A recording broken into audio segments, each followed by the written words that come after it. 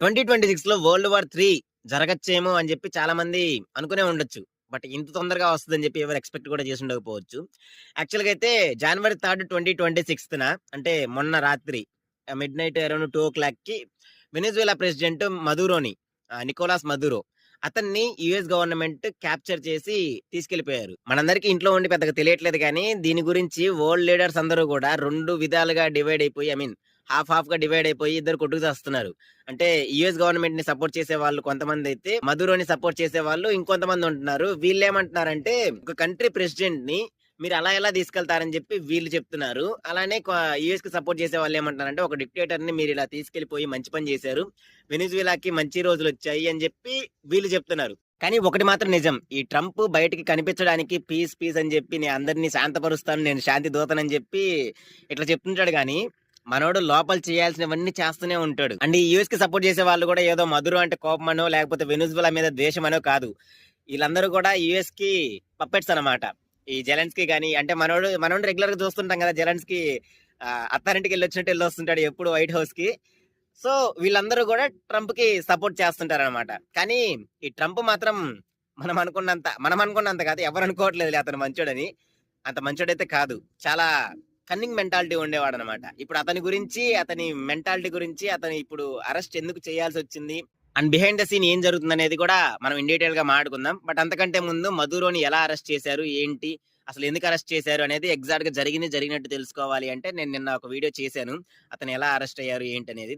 అది చూడండి, మీకు క్లారిటీ వస్తుంది. అంటే ఇతని మీద 2018 నుంచి కేసులు పెడుతూ ఇప్పుడైతే అరెస్ట్ చేశారు. దాని గురించి నేను ఇన్ కొంచెం డీటెయిల్డ్ గా మాట్లాడాను. ఆ వీడియో చూడండి.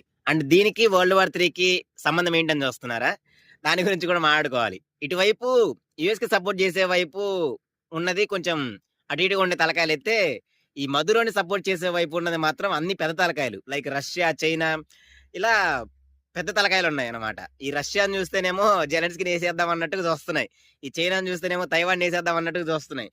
సో ఈ రూల్స్ ఇవన్నీ కూడా పక్కన పెట్టేస్తే, ఈ రష్యా, చైనా, నెక్స్ట్ ఇరాన్ కూడా దీనికి అపోజ్ చేసింది. మళ్ళీ నార్త్ కొరియా ఉంది. ఇట్లా కొన్ని కంట్రీస్ అయితే దీన్ని అపోజ్ చేశాయి. వీళ్ళందరూ కూడా పెద్ద తలకాయలు కాబట్టి ఇది ఖచ్చితంగా గట్టిగా మాట్లాడుకోవాల్సిన విషయం. అసలు ట్రంప్ మధురోని ఎందుకు అరెస్ట్ చేయించాలనుకున్నాడు అనేది ఇప్పుడు చూద్దాం.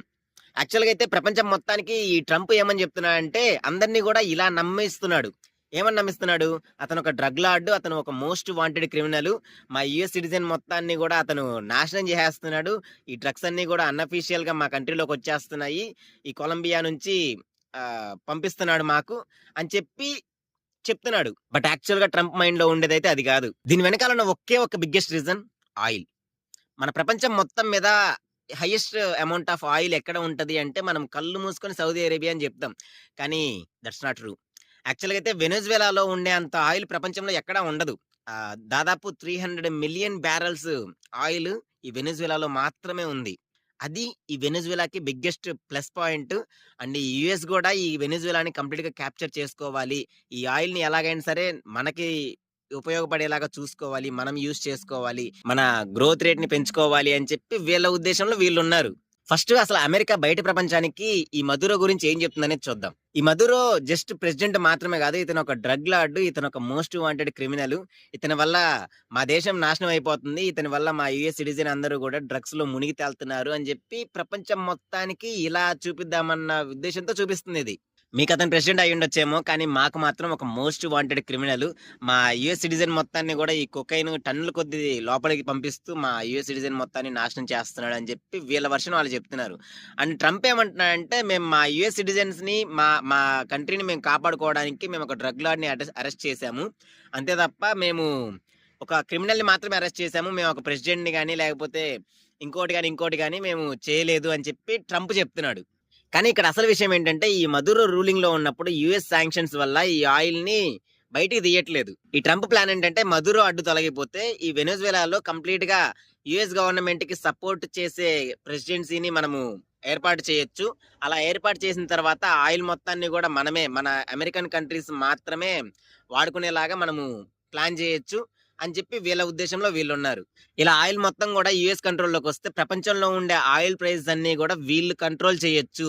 సో ఇది యుఎస్ ఎకానమీకి కంప్లీట్ గా ఒక బూస్టర్ డోస్ టైప్ లో ఉంటది. అండ్ నిన్న కూడా న్యూస్ లో చూసాం కదా, యుఎస్ గవర్నమెంట్ వాళ్ళు ఈ వెనిజువేలాని కంప్లీట్ గా మేము కొన్ని రోజుల పాటు హ్యాండిల్ చేస్తాము, తర్వాత మీకు ప్రెసిడెన్సీ వచ్చిన తర్వాత మీకు మళ్ళీ మీది మీకే అప్పగిస్తామని చెప్పి ట్రంప్ చెప్తున్నాడు. అండ్ అలానే ఇప్పుడు ప్రెసెంట్ వర్కింగ్ ప్రెసిడెన్సీ పొజిషన్ లో ఉన్న డెల్సీ రాడ్రిగస్ కి కూడా వార్నింగ్ సిగ్నల్స్ పంపించినట్టుగా కొన్ని న్యూస్ ఛానల్స్ చెప్తున్నాయి.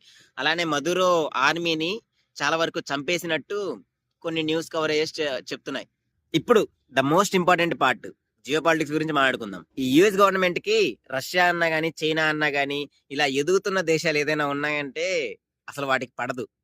ఇప్పుడు ప్రెసెంట్ ఆ లిస్ట్ లోకి మన ఇండియా కూడా చేరింది అనుకోండి. అయితే ఈ ట్రంప్ కి మదురో రష్యా అండ్ చైనా వాళ్ళతో ఫ్రెండ్షిప్ చేయడం ఏ మాత్రం ఇష్టం లేదు. ఎందుకంటే రష్యా అండ్ చైనా వాళ్ళు బిగ్గెస్ట్ ఎనిమీస్. ఈ రష్యా వాళ్ళు ఏంటంటే వాళ్ళ ఆర్మీ బేస్ క్యాంప్ తీసుకొచ్చి ఎక్కడ వెనిజువేలాలో పెట్టేస్తారేమో, అలానే ఈ చైనా వాళ్ళు వీళ్ళ ఆయిల్ కంటైనర్స్ మొత్తాన్ని ఎక్కడ కంట్రోల్ చేస్తారేమో అని చెప్పి వీళ్ళ భయం వీళ్ళది. సో ఆ రెండు కంట్రీస్ కి వెనిజువేలా సపోర్ట్ ఉంటే ఎప్పటికైనా కానీ సరే నాకే ప్రాబ్లం అవుద్ది అని చెప్పి ఇలా చేశాడు. సో మదురోని లేపేస్తే ఈ రష్యా చైనాలని ఇక సౌత్ అమెరికా నుంచి కంప్లీట్ గా తోసేయచ్చు. అలానే ఈ వెనిజువేలాని కంప్లీట్ గా ఆయన కంట్రోల్లో తెచ్చుకోవచ్చు. నెక్స్ట్ ఈ ఆయిల్, ఈ మెయిన్ ఇది బ్లాక్ గోల్డ్ అనమాట, ఈ ఆయిల్ ని కూడా మొత్తం తన కంట్రోల్లోకి తీసుకోవచ్చు. అయితే ఈ విషయంలో యుఎస్ కి Israel, Argentina, Somali, next Italy ఇలాంటి కొన్ని కంట్రీస్ మాత్రం యుఎస్ కి సపోర్ట్ చేస్తున్నాయి. దానికి అపోజిషన్ లో మాత్రం south Korea, Iran, Russia, China, మన ఇండియా మాత్రం ఎటువైపు వెళ్ళలేదులే. రెండిటికి ఐ మీన్ ఎలాంటి రెస్పాన్స్ అయితే అవ్వలేదు. కానీ ఇటువైపు వాళ్ళు అటువైపు వాళ్ళు స్టార్ట్ చేస్తే మాత్రం ఖచ్చితంగా వరల్డ్ వార్ 3 వచ్చే ఛాన్స్ గట్టిగా ఉంటది. సో ఈ వరల్డ్ వార్ 3కి ఒకవేళ పడే ఛాన్స్ ఉంటే మాత్రం ఇది మెయిన్ కాజ్ అయి ఉండొచ్చు, అవ్వచ్చు. ఈ 2026లో మేబీ కన్ఫామ్ గా రావచ్చేమో, చూద్దాం ఏం జరుగుద్ది అనేది. బట్ వీడియో నచ్చితే మాత్రం నా కంటెంట్ వర్త్ అనిపిస్తే మాత్రం ఖచ్చితంగా లైక్ చేసి అలానే సబ్స్క్రైబ్ చేసి సపోర్ట్ చేయండి. Thanks for watching. This is Naveen మెట్ల సైనింగ్ ఆఫ్. జై హింద్.